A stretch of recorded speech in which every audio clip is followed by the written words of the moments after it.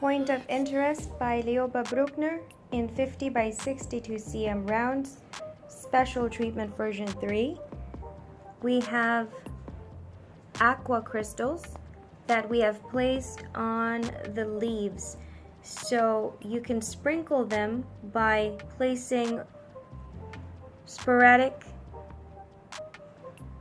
aqua crystals on the green leaves. So you can choose to place it on the darkest color or on the lightest color. Either way, you'll get a glistening effect for the leaves. Version 2, we have alexandrite that we have placed on the blue background right over here, as well as on the ground.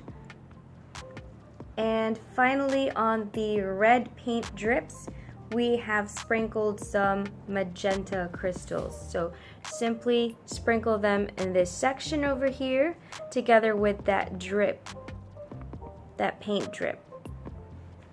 So once again, for Point of Interest by Lioba Brückner in size 50 by 62 cm rounds, Special Treatment version 3, aqua crystals, magenta crystals, and alexandrite.